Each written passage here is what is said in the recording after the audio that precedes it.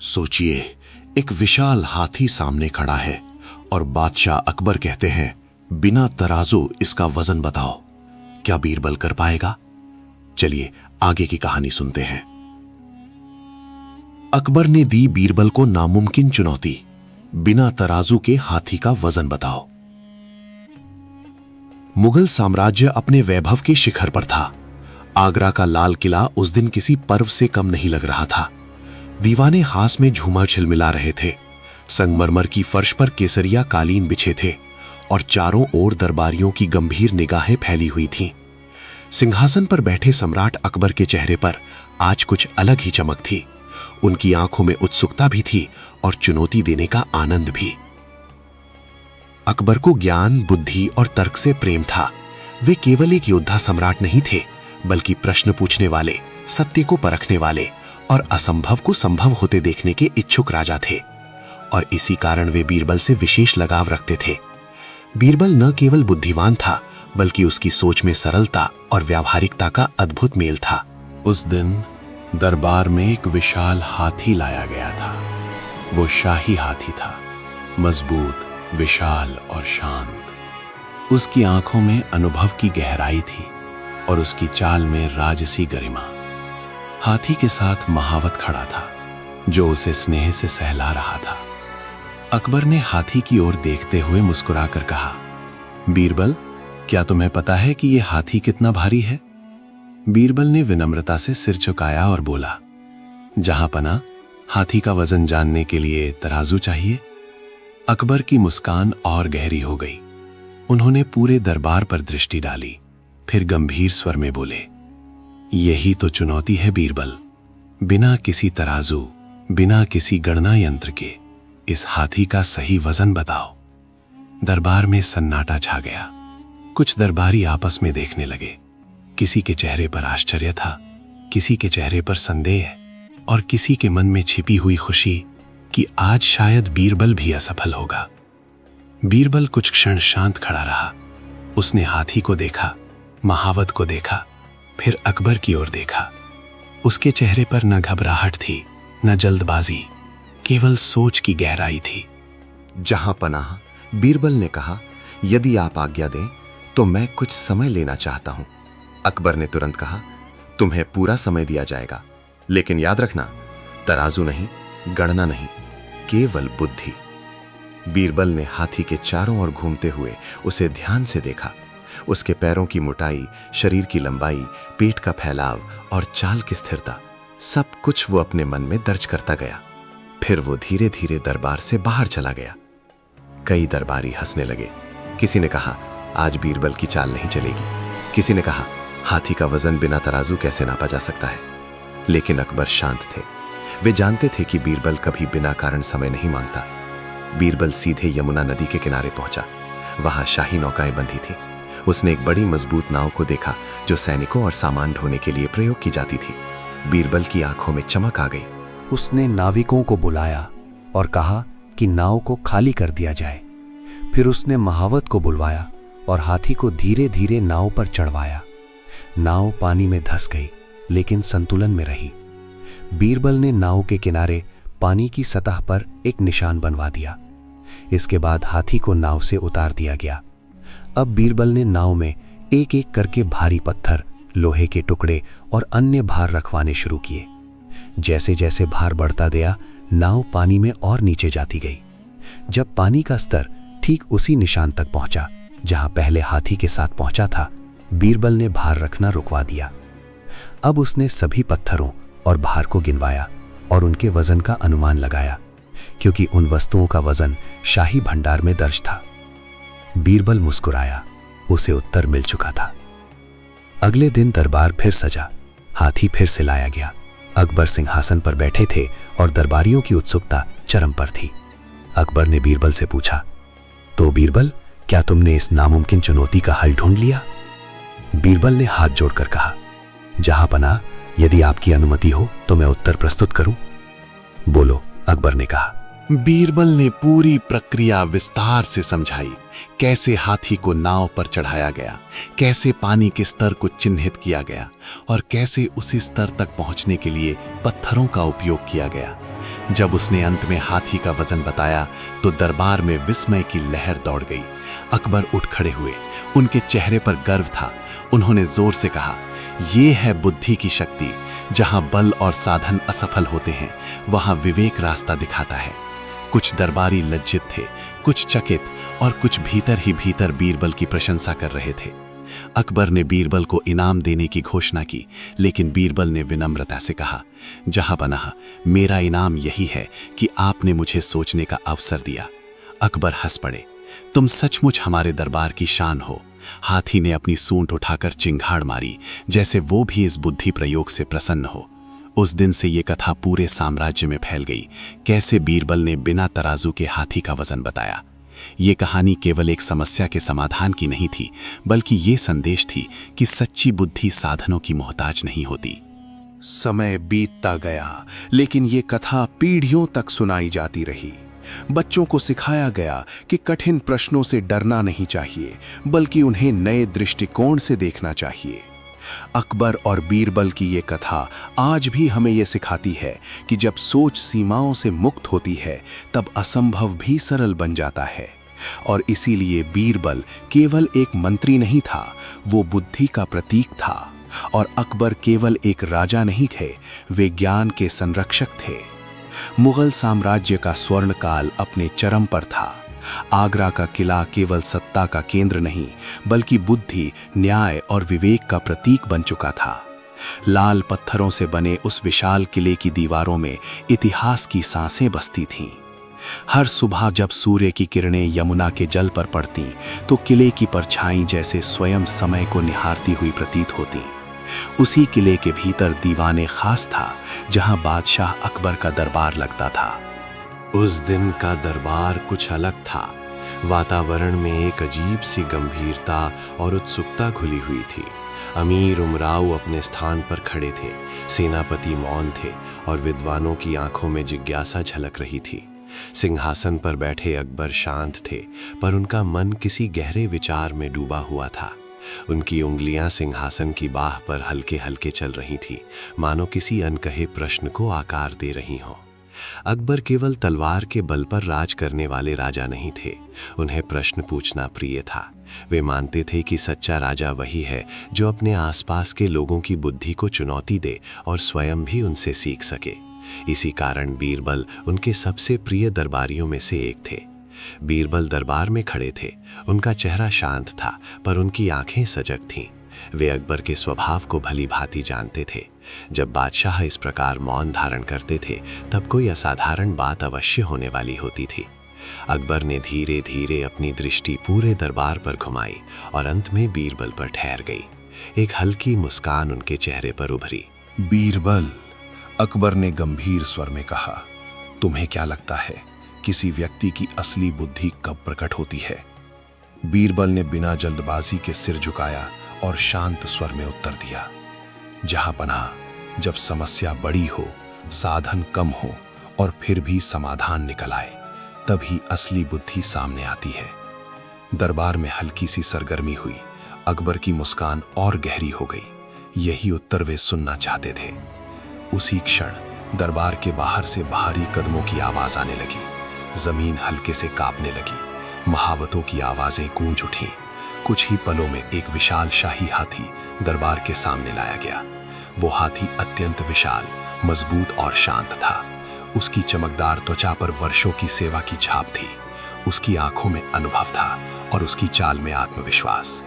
हाथी जैसे ही दरबार के मध्य में आकर रुका, सभी की निगाहें उसी पर टिक गईं। कुछ दरबारी आश्चर्यचकित थे, कुछ असमंजस में और कुछ भीतर ही भीतर सोचने लगे कि आज ये हाथी क्यों लाया गया है।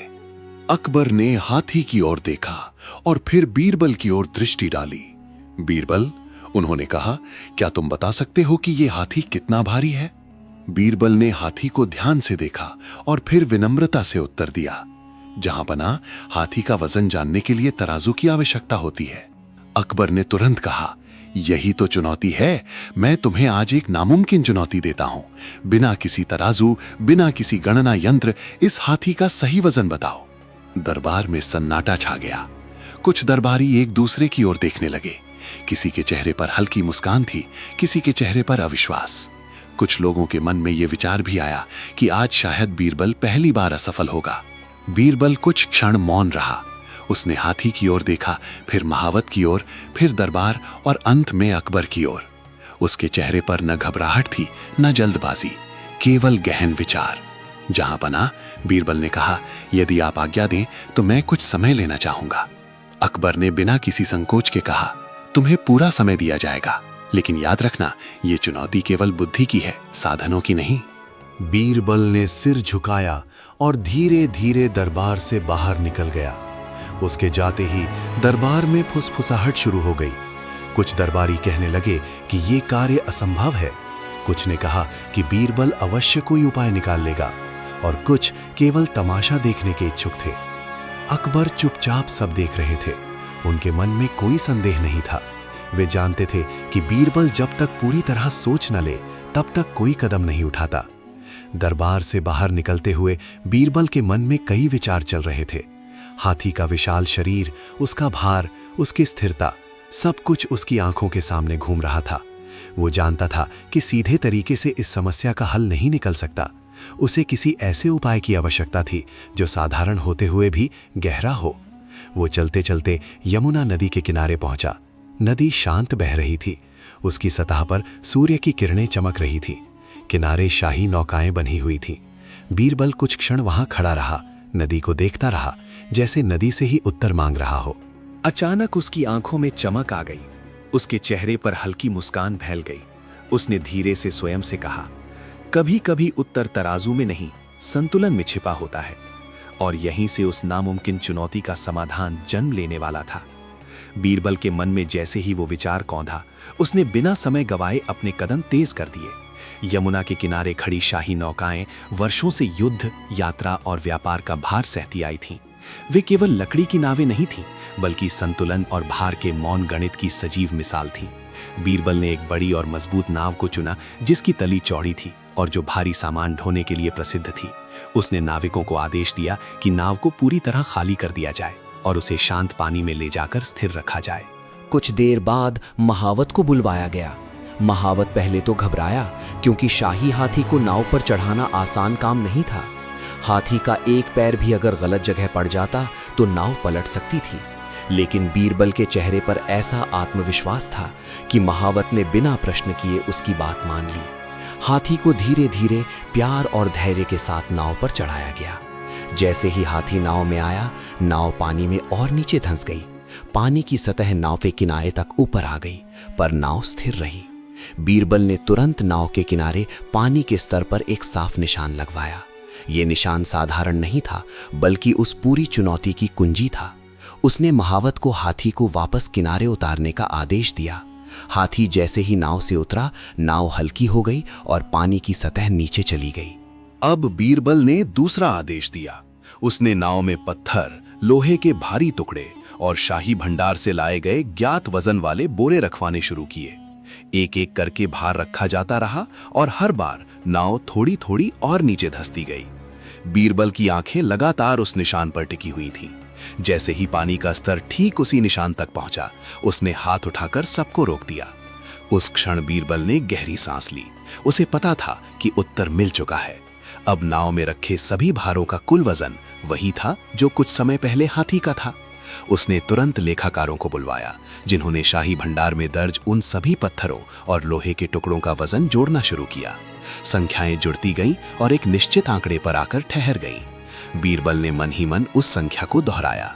उसके चेहरे पर संतोष की मुस्कान थी, लेकिन उसमें अहंकार नहीं था। वो जानता था कि ये जीत उसकी नहीं, बल्कि विवेक की है। अगले दिन दीवाने खास पहले से भी अधिक भव्य था। खबर पूरे किले में फैल चुकी थी कि आज बीरबल बादशाह की नामुमकिन चुनौती का उत्तर देने वाला है। दरबारी उत्सुक थे, कुछ संशय में थे और कुछ मन ही मन ये मान चुके थे कि बीरबल अवश्य कोई चमत्कार दिखाएगा। अकबर अपने सिंहासन पर बैठे थे। उनके चेहरे पर गंभीरता थी, लेकिन आंखों में जिज्ञासा स्पष्ट झलक रही थी।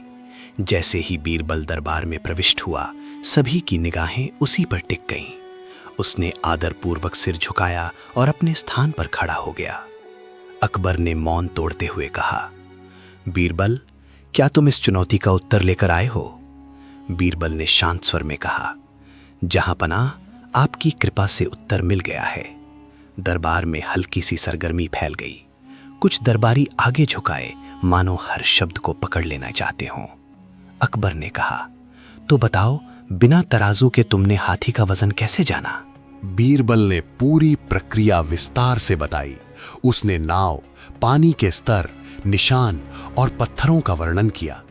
जैसे जैसे वो बोलता गया, दरबार में बैठे लोगों के चेहरे बदलते गए। जहां पहले संदेह था, वहां अब आश्चर्य था। जहां हंसी छिपी थी, वहां अब सम्मान था। जब बीरबल ने अंत में हाथी का सटीक वजन बताया, तो कुछ पल के लिए पूरे दरबार में पूर्ण सन्नाटा छा गया। फिर अकबर सिंहासन से उठ खड़े हुए। उनके चेहरे पर गर्व और प्रसन्नता दोनों थी। आज तुमने सिद्ध कर दिया बीरबल, अकबर ने ऊंचे स्वर में कहा, कि बुद्धि साधनों की मोहताज नहीं होती। जहां लोग असंभव देख लेते हैं, वहां विवेक मार्ग खोज लेता है। दरबार तालियों और प्रशंसा से गूंज उठा। कुछ दरबारी जो अब तक बीरबल से ईर्ष्या रखते थे, उनके सिर झुक गए। उन्हें समझ आ गया था कि बीरबल की शक्ति उसकी चतुराई नहीं, बल्कि उसकी सोच की गहराई है। अकबर ने बीरबल को इनाम देने की घोषणा की, पर बीरबल ने विनम्रता से कहा कि उसे किसी धन या पद की इच्छा नहीं है। उसके लिए सबसे बड़ा पुरस्कार यही है कि उसकी बुद्धि का सही उपयोग हुआ। अकबर मुस्कुराए। इसी विनम्रता के कारण तुम सबसे अलग हो, उन्होंने कहा। उस दिन के बाद ये कथा पूरे साम्राज्य में फैल गई। गांव में, नगरों में, गुरुकुलों में और महलों में लोग इस कहानी को सुनाने लगे। बच्चों को यह सिखाया जाने लगा कि समस्या कितनी भी बड़ी क्यों ना हो, यदि दृष्टि सही हो तो समाधान अवश्य मिलता है। और बीरबल की ये कहानी केवल हाथी के वजन की कहानी नहीं रही। ये कहानी बन गई सोच की स्वतंत्रता की, धैर्य की और उस विश्वास की कि असंभव शब्द केवल तब तक है जब तक हम उसे समझने की कोशिश नहीं करते। ये तो अभी कथा का मध्य है। आगे अकबर इस घटना से प्रेरित होकर बीरबल को और भी कठिन चुनौतियां देंगे और दरबार में बुद्धि की परीक्षा और गहरी होगी। उस घटना के बाद दरबार का वातावरण बदल चुका था। बीरबल की बुद्धि पर अब किसी को संदेह नहीं था, लेकिन अकबर के मन में एक नई ही जिज्ञासा जन्म ले चुकी थी। उन्हें यह समझ में आ गया था कि बीरबल केवल समस्याएं हल नहीं करता, बल्कि सोचने का तरीका बदल देता है। अकबर ऐसे राजा थे जिन्हें उत्तर से अधिक प्रश्न प्रिय थे, क्योंकि प्रश्न ही मनुष्य को आगे बढ़ाते हैं। हाथी के वजन की चुनौती पूरी हो चुकी थी, पर अकबर के मन में ये विचार बार बार लौट रहा था कि क्या बुद्धि की कोई सीमा होती है या वो हर बार नई राह खोज ही लेती है। कुछ दिनों तक दरबार सामान्य रूप से चलता रहा, लेकिन अकबर भीतर ही भीतर किसी नई परीक्षा की तैयारी कर रहे थे। वे बीरबल को केवल प्रशंसा के शब्द नहीं देना चाहते थे, बल्कि उसे और ऊंचाई पर देखना चाहते थे। एक सुबह जब दीवाने खास सजा, अकबर ने दरबारियों की ओर नहीं देखा, बल्कि सीधे बीरबल की आंखों में देखा। उस दृष्टि में स्नेह भी था और चुनौती भी। बीरबल, अकबर ने कहा, पिछली चुनौती ने यह सिद्ध कर दिया कि तुम असंभव को संभव बना सकते हो, लेकिन क्या तुम ये भी सिद्ध कर सकते हो कि बुद्धि केवल उत्तर देने के लिए नहीं, बल्कि न्याय करने के लिए भी होती है? बीरबल ने विनम्रता से सिर झुकाया। जहां पना, यदि बुद्धि न्याय के साथ न चले तो वो केवल चतुराई बनकर रह जाती है। अकबर ने हल्की मुस्कान के साथ आदेश दिया कि दरबार में शहर के कुछ लोगों को बुलाया जाए। थोड़ी देर में 2 व्यक्ति दरबार में लाए गए। एक साधारण वेशभूषा में था, उसका चेहरा थका हुआ और आंखों में भय था। दूसरा अच्छे वस्त्रों में सजा हुआ था, उसके चेहरे पर आत्मविश्वास और कुछ हद तक घमंड भी झलक रहा था। अकबर ने कहा कि इन दोनों के बीच एक विवाद है जिसे वे बीरबल से सुलझवाना चाहते हैं, लेकिन शर्त वही पुरानी रहेगी। बिना प्रत्यक्ष प्रमाण, बिना गवाहों की भीड़ के, केवल बुद्धि के सहारे सत्य तक पहुंचना होगा। दरबार में एक बार फिर सन्नाटा छा गया। बीरबल ने दोनों को ध्यान से देखा। उसने उनके चेहरे, उनकी आंखों की हरकतें, उनकी सांसों की गति तक को महसूस किया। साधारण व्यक्ति ने कांपती आवाज में कहा कि अमीर व्यक्ति ने उसकी जमीन हड़प ली है। अमीर व्यक्ति ने तुरंत कहा कि यह झूठा आरोप है और जमीन उसके परिवार की पीढ़ियों पुरानी है। कोई कागजात उपलब्ध नहीं थे, कोई स्पष्ट गवाह नहीं था। मामला उतना ही कठिन था जितनी अकबर की दी गई चुनौतियां। बीरबल ने कुछ भी तुरंत कहने के बजाय दोनों से एक ही प्रश्न पूछा, तुम दोनों उस जमीन से क्या चाहते हो? साधारण व्यक्ति ने कहा कि वो केवल अपना अधिकार चाहता है ताकि अपने परिवार का पेट पाल सके। अमीर व्यक्ति ने कहा कि वो जमीन उसके वैभव और सम्मान का प्रतीक है। बीरबल ने कुछ क्षण मौन धारण किया, फिर उसने आदेश दिया कि दोनों को अगले दिन फिर बुलाया जाए और उस रात वे दोनों उसी जमीन पर रहें जिस पर विवाद है। ये सुनकर दरबार में आश्चर्य फैल गया, लेकिन अकबर ने बिना कुछ कहे अनुमति दे दी। अगले दिन जब दोनों फिर दरबार में आए तो बीरबल ने उनके चेहरे देखे। साधारण व्यक्ति थका हुआ था, पर उसके चेहरे पर संतोष था। अमीर व्यक्ति के चेहरे पर बेचैनी थी। बीरबल ने बिना देर किए अपना निर्णय सुनाया। उसने कहा कि जिस जमीन पर किसी का अधिकार होता है वो उसे शांति देती है, भय नहीं। जिसने रात भर चैन से सांस ली वही उसका सच्चा अधिकारी है। अकबर ने यह निर्णय सुना तो उनकी आंखों में गर्व झलक उठा। उन्होंने देखा कि बीरबल ने एक बार फिर बिना साधनों के केवल मनुष्य के स्वभाव को समझकर सत्य खोज लिया था।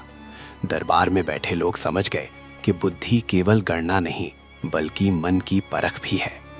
उस दिन के बाद बीरबल की प्रतिष्ठा और बढ़ गई। लोग उसे केवल अकबर का मंत्री नहीं बल्कि विवेक का प्रतीक मानने लगे। अकबर को भी यह एहसास हुआ कि ऐसी बुद्धि को केवल चुनौती देना ही नहीं बल्कि उससे सीखना भी आवश्यक है। वे अक्सर दरबार के बाद बीरबल से लंबी चर्चाएं करने लगे, राज्य, समाज और मनुष्य के स्वभाव पर। समय के साथ अकबर ने ये समझ लिया कि हर समस्या हाथी जितनी भारी नहीं होती, लेकिन हर समस्या को उसी धैर्य और संतुलन की आवश्यकता होती थी। बीरबल की कहानियां अब केवल दरबार तक सीमित नहीं थीं, वे लोगों की सोच में उतर चुकी थी और इस प्रकार अकबर और बीरबल की ये यात्रा आगे बढ़ती रही। एक राजा जो प्रश्न पूछता था और एक बुद्धिमान जो उत्तर नहीं बल्कि दृष्टि देता था। उनकी ये कहानी यहीं समाप्त नहीं होती, क्योंकि हर नई सुबह एक नई चुनौती लेकर आती है और हर चुनौती के साथ बुद्धि को स्वयं को और निखारने का अवसर मिलता है। समय धीरे धीरे आगे बढ़ रहा था, पर हाथी की चुनौती और उसके बाद हुए न्याय के फैसले की गूंज अब भी आगरा के किले की दीवारों में सुनाई देती थी। अकबर के मन में बीरबल के प्रति सम्मान अब केवल एक चतुर दरबारी का नहीं रहा था, बल्कि एक ऐसे व्यक्ति का हो गया था जो मनुष्य की सोच को दिशा दे सकता था। अकबर ये भली भांति समझ चुके थे कि यदि साम्राज्य को केवल तलवार से चलाया जाएगा तो वो सीमित रहेगा, लेकिन यदि उसे बुद्धि और विवेक से चलाया जाए तो वो युगों तक जीवित रहेगा। एक शाम अकबर अकेले दीवाने खास में बैठे थे। सूर्य अस्त हो रहा था और उसकी लालिमा संगमरमर की दीवारों पर फैल रही थी। अकबर उस दृश्य को देखते हुए गहरे विचार में डूबे थे। उनके मन में एक ही प्रश्न घूम रहा था, क्या हर नामुमकिन चुनौती का हल केवल तर्क से निकल सकता है या कभी-कभी मनुष्य को स्वयं को भी चुनौती देनी पड़ती है? उसी समय उन्होंने बीरबल को बुलवाया। बीरबल आया और आदर से सिर झुकाकर खड़ा हो गया। अकबर ने बिना भूमिका के कहा कि वे आज उसे किसी वस्तु या गणना की चुनौती नहीं देना चाहते, बल्कि एक ऐसी चुनौती देना चाहते हैं जिसमें सबसे कठिन तराजू स्वयं मनुष्य का मन होता है। बीरबल ने शांत स्वर में कहा कि मन को समझना सबसे कठिन है, क्योंकि वह स्वयं को भी धोखा दे सकता है। अकबर ने गहरी सांस ली और कहा कि यही इस चुनौती का सार है। उन्होंने बताया कि साम्राज्य में हाल के दिनों में भय फैलने लगा है। लोग नियमों का पालन तो करते हैं, पर भीतर से असंतुष्ट है। अकबर जानना चाहते थे कि क्या ये भय राज्य को मजबूत करता है या धीरे धीरे उसे खोखला बना देता है। उन्होंने बीरबल से कहा कि वो बिना किसी घोषणा के, बिना रात चिन्ह के शहर में जाए और लोगों की सच्ची भावना को समझे। ना कोई सिपाही, ना कोई पहचान, केवल एक साधारण व्यक्ति बनकर। ये चुनौती किसी एक दिन की नहीं थी, बल्कि कई दिनों की थी और इसमें कोई निश्चित उत्तर नहीं था। बीरबल ने इसे स्वीकार किया। अगले ही दिन वो साधारण वस्त्रों में शहर की गलियों में निकल पड़ा। उसने बाजार देखे, मंदिरों के बाहर बैठे साधुओं से बात की, कारीगरों के घरों में गया और उन लोगों के साथ बैठा जिनके नाम इतिहास में कभी नहीं लिखे जाने थे। उसने देखा कि लोग बादशाह का सम्मान तो करते हैं, पर उनके भीतर डर भी है। वे गलत काम नहीं करते, पर इसलिए नहीं कि वे सही को समझते हैं, बल्कि इसलिए कि दंड से डरते हैं। दिन बीतते गए। बीरबल ने जितना देखा उतना ही उसका मन भारी होता गया। उसे समझ में आ गया कि ये चुनौती हाथी के वजन से कहीं अधिक कठिन है। यहाँ कोई नाव नहीं थी, कोई पानी का स्तर नहीं था, केवल मनुष्य का मन था, जो बाहर से शांत और भीतर से उलझा हुआ था। कुछ दिनों बाद वो दरबार में लौटा। अकबर ने उसके चेहरे को देखते ही समझ लिया कि ये उत्तर किसी संख्या में नहीं बंधा होगा। बीरबल ने कहा कि भय से व्यवस्था तो चल सकती है, पर समृद्धि नहीं। भय से लोग झुकते हैं, पर जुड़ते नहीं। यदि राज्य को सच्ची शक्ति चाहिए तो लोगों को नियमों का कारण समझाना होगा, केवल परिणाम नहीं दिखाना होगा। अकबर देर तक मौन रहे। ये वो क्षण था जब एक सम्राट अपने ही तरीके पर विचार कर रहा था। फिर उन्होंने कहा कि यही सबसे कठिन नामुमकिन चुनौती थी, अपने भीतर झांकना।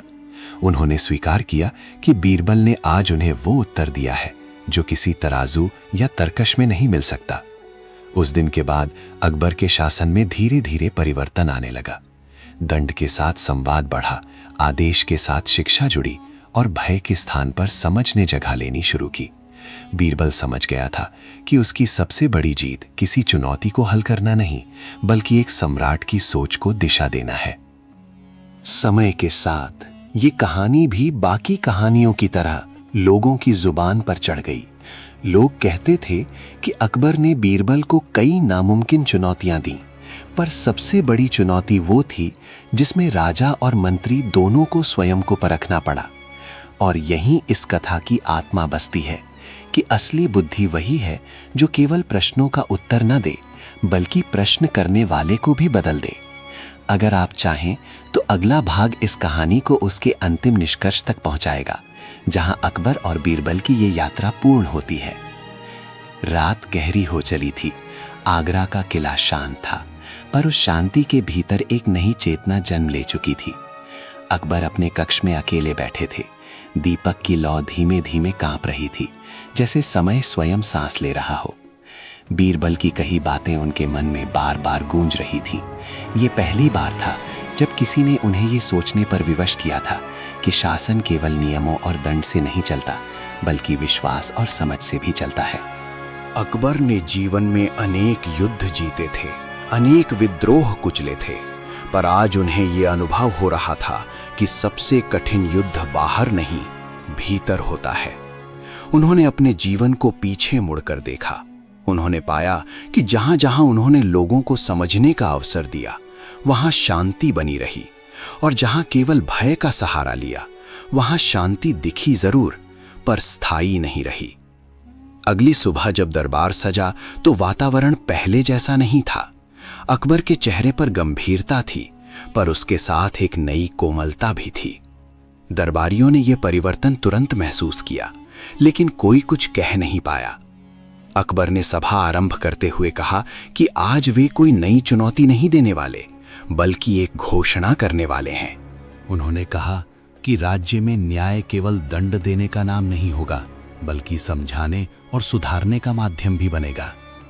छोटे अपराधों में शिक्षा को प्राथमिकता दी जाएगी और लोगों को नियमों का कारण बताया जाएगा। ये सुनकर कुछ दरबारी चौंक गए। उन्हें लगा कि इससे अनुशासन कमजोर होगा, लेकिन अकबर की आंखों में जो दृढ़ता थी, उसने किसी को भी विरोध करने का साहस नहीं दिया। बीरबल शांत खड़ा ये सब सुन रहा था। उसके चेहरे पर संतोष था, पर गर्व नहीं।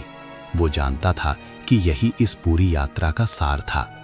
हाथी का वजन बताना, विवाद सुलझाना, लोगों के मन को समझना, ये सब केवल माध्यम थे।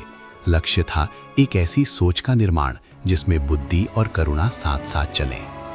कुछ दिनों बाद अकबर ने बीरबल से कहा कि वो अब उसे और चुनौतियां नहीं देंगे। बीरबल ने आश्चर्य से देखा। अकबर मुस्कुराए और बोले कि अब उन्हें चुनौती देने की आवश्यकता नहीं, क्योंकि उन्होंने समझ लिया है कि सच्ची बुद्धि परीक्षा से नहीं, विश्वास से निखरती है। उन्होंने कहा कि बीरबल का कार्य अब केवल उत्तर देना नहीं, बल्कि अगली पीढ़ी को सोचने की कला सिखाना है। इसके बाद बीरबल ने गुरुकुलों और सभाओं में जाना शुरू किया। वो बच्चों को कहानियों के माध्यम से सिखाने लगा कि हर समस्या का हल सीधा नहीं होता और हर नामुमकिन चुनौती किसी न किसी दृष्टिकोण की प्रतीक्षा कर रही होती है। लोग उसे सुनते थे और समझते थे कि बुद्धि कोई जादू नहीं, बल्कि धैर्य, अवलोकन और साहस का मेल है। समय बीतता गया, अकबर का शासन और अधिक स्थिर होता गया। लोग अब केवल डर से नहीं बल्कि सम्मान से नियम मानने लगे। वे जानते थे कि उनका राजा उन्हें समझता है। ये परिवर्तन धीरे धीरे आया पर गहरा था। इतिहास में शायद ये लिखा जाए या न लिखा जाए, लेकिन जनता के मन में ये सदा जीवित रहा। और जब वर्षों बाद लोग अकबर और बीरबल की कहानियां सुनाते थे तो वे केवल हाथी, नाव या पत्थरों की बात नहीं करते थे। वे कहते थे कि एक बार एक राजा ने अपने मंत्री को नामुमकिन चुनौती दी थी और उस चुनौती ने न केवल समस्या का हल निकाला बल्कि एक पूरे साम्राज्य की सोच बदल दी। यही उस कहानी का अंत नहीं बल्कि उसका पूर्ण होना था, क्योंकि सच्ची कहानियां वहीं समाप्त होती हैं जहां से सीख शुरू होती है। अकबर और बीरबल की ये गाथा भी वहीं ठहरती है, इस विश्वास के साथ कि यदि मन खुला हो और बुद्धि ईमानदार हो तो कोई भी चुनौती सचमुच नामुमकिन नहीं होती।